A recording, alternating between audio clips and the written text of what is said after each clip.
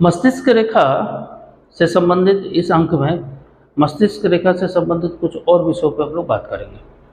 हम लोग हथेली में विभिन्न रेखाओं से परिचित हैं। यह आयु रेखा है, यह मस्तिष्क रेखा है, यह हृदय रेखा है और यह भाग्य रेखा है, लक लाइन।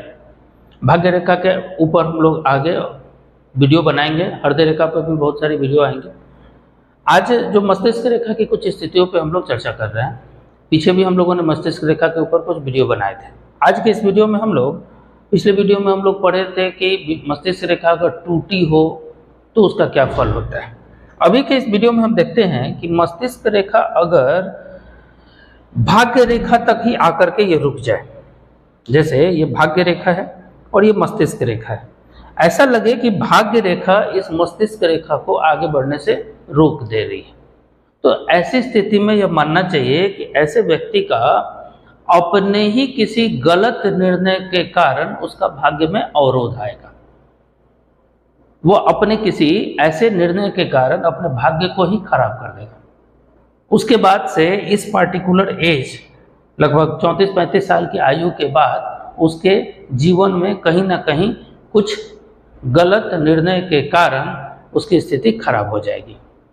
लेकिन अगर यह मस्तिष्क रेखा कुछ दूर रुक करके फिर आगे बढ़ जा रही हो, जैसे ये मस्तिष्क रेखा है, यहाँ रुक गई और फिर यहाँ से आगे निकल गई, तो ऐसा सोचना चाहिए कि यहाँ इस पार्टिकुलर एज में उसको अपने गलतियों से कुछ हानि होने के बाद एक एज के बाद वह उस हानि की भरपाई कर लेगा।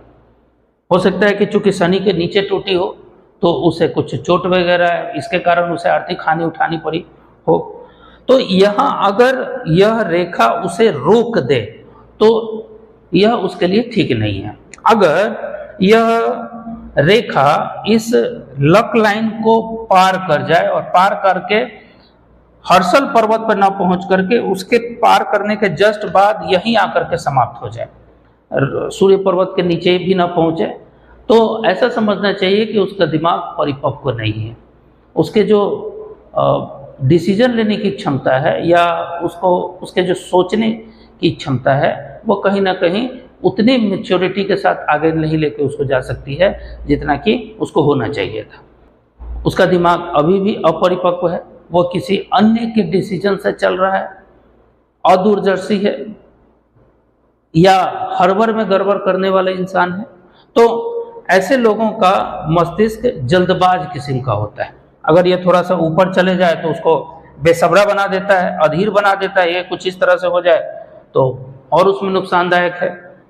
तो कहने का मतलब है कि ऐसे व्यक्ति जिसका कि दिमाग भाग्य रेखा को पार न करे, वो भी दिक्कत, पार करके हर्षल पर्वत तक भी न पहुंचे तो भी बहुत ज़्यादा विशेष उसको लाभ नहीं दिला पाता है।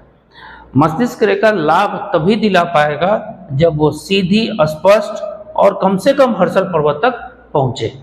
गहरी हो, गुलाबी रंगत लिए हो, सबसे बेहतर फल देती है।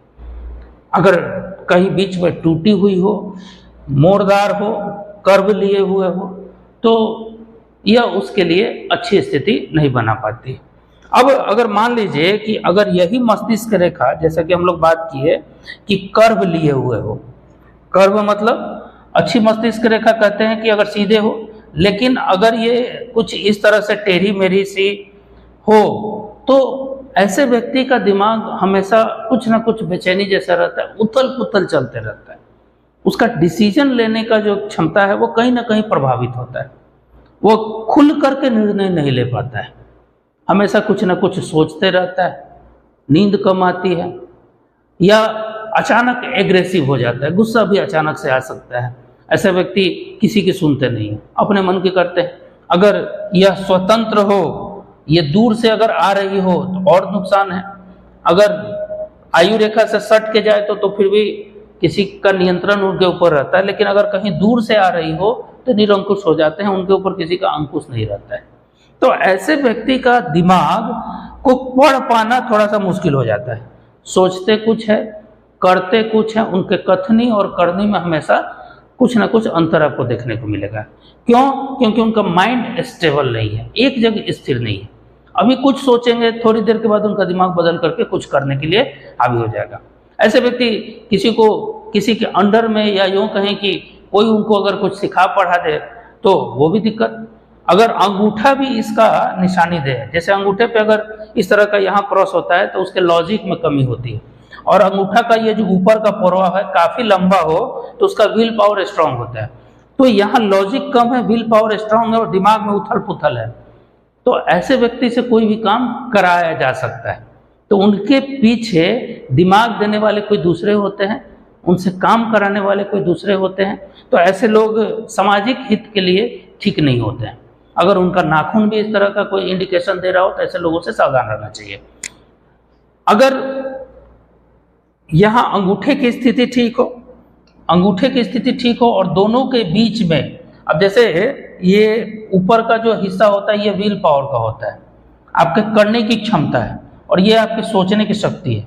दोनों के बीच में एक तालमेल होना चाहिए, बराबर बराबर है, सबसे अच्छी स्थिति है।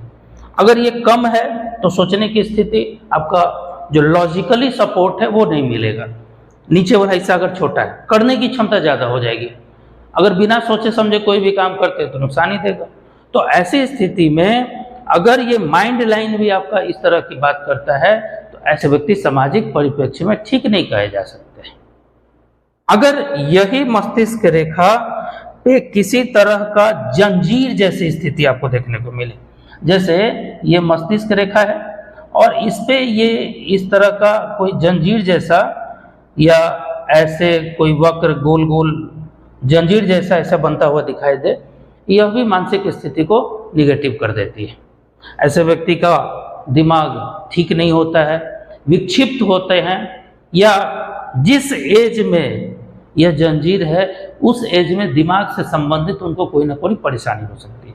हो सकता है मिर्गी हो सकता है कि उन्हें देखने में या समझने में कुछ परेशानी हो सकती हो। ऐसे लोग आँख, कान, नोज और थ्रोट, इससे संबंधित परेशानी से हमेशा जूझते रहते हैं। गले से संबंधित, नाक से संबंधित, आँख से संबंधित और कान से संबंधित परेशानियों में, ENT से संबंधित जो परेशानियां होती है इससे वो जूझते रहते हैं। क्योंकि ये जो हमारा मिड ब्रेन है ये इनको कंट्रोल करता है, और इसमें इस तरह की स्थिति ये कहीं ना कहीं हमारे मध्य मस्तिष्क या मिड ब्रेन को प्रभावित करता है। तो मस्तिष्क रेखा अगर शुद्ध है, सीधी है, स्वच्छ है, काफ़ी अच्छा प्रभाव देगी। अगर कहीं भी किसी भी तरह से दूषित है तो मन का नियंत्रण पूरे कंट्रोल एंड कोऑर्डिनेशन पे होता है। कहीं ना कहीं हमारा पूरा का पूरा न्यूरल सिस्टम, नर्वस सिस्टम का जो सबसे मेन पार्ट है सेंट्रल नर्वस सिस्टम का, वो ब्रेन है।